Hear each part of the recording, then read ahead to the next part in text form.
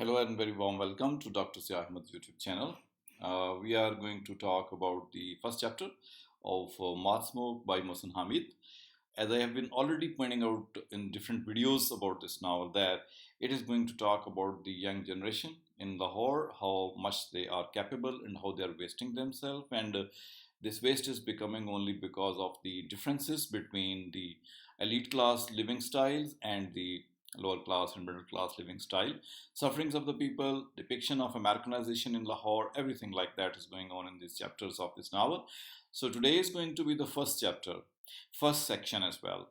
But I must say that it is just like this, the post-colonial novels or the you can say fiction, and it is just like the 21st century fictions all over the world, that it also starts with the critical point of the story, and from there it will be continuously revealing bits of the story. It's never like a linear description or narrative. It's going to be non-linear altogether. So that is why in the very first chapter we are finding our hero Daru inside the jail cell, where he experiences different things, and these things are reflective of the culture that we have developed with the passage of time, and we have especially found out the corruptive elements into that. And besides that, not only it is about the jail system, but also about the judiciary and the justice system that has been talked about in this chapter. When I talk of the justice system, it doesn't mean I'm going to criticize. It is the description in the novel which is going to talk about that. So, very tentatively, or very, you can say logically, the writer has pointed out certain facts. That's what we are going to find out. So, first of all, about the cell, as the beginning of the passage of this novel says, my cell is full of shadows hanging naked from a wire in hall outside, bulb cast light, cut by rusted bars. This is all the description of the cell as the jail has to be. So the writer has given details, very small, very minute details have been given by the writer in order to point out to the fact that the cell is there and the cell is like that, the darkness is there.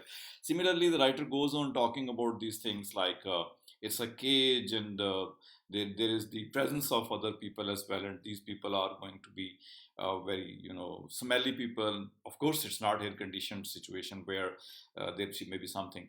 But the significant thing that we need to know about this part of the novel is that we should understand that there is some envelope which comes out of bribery, let us say, out of secretiveness. It comes through and is handed over to Daru, and this white colored envelope, and when he opens that, hashish is present inside that, and he knows that from the writing. He recognizes that hashish has come to him through a woman's writing, and definitely it's going to be the woman who is the wife of Aurangzeb, that is the woman, the heroine of this novel.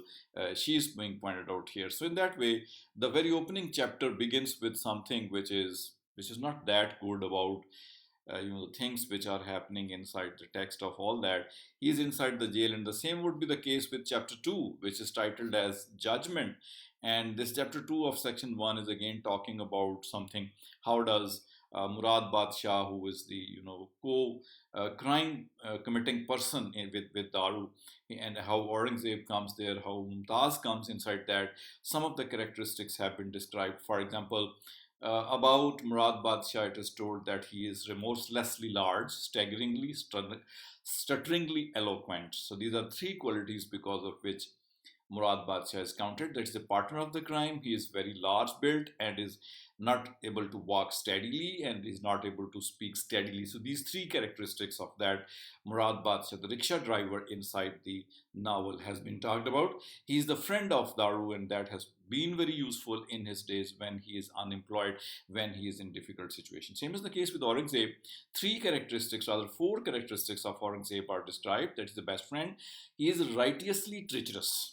I mean that really is a treacherous, that he can cheat anyone. Impeccably dressed, very finely, very good, very well dressed, and he's unfairly sexy, that he appears to be very much sexy. He has got the great sex appeal. So that is the three basic characteristics of Aurangzeb talk to us.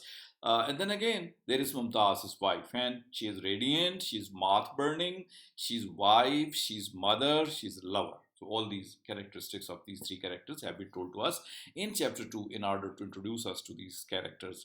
And the writer continues to talk about the arrival of Shehzad inside the court, when he discusses that he has come inside the court, and his qualities are being told to us, that he is man who is manacled and cuffed, but his hair may be disheveled also, but then he comes unafraid of anything. He is accompanied by the police people who are brute also, but this man is really showing his power. He is a dangerous man, showing to be a dangerous man. This is the kind of appearance of this hero at this moment, although he is chained and manacled, but then he's being shown to be a man who is angry with the society, and his anger is being reflected out of that. Whole process of the court is repeated, how the lawyers enter and how the lawyers try to convince the judge that the punishment should be given. And the crime against the society has been done according to the lawyers. It's the blood of the child, and that is spilled, and that is why it needs some kind of punishment. All these things are repeated.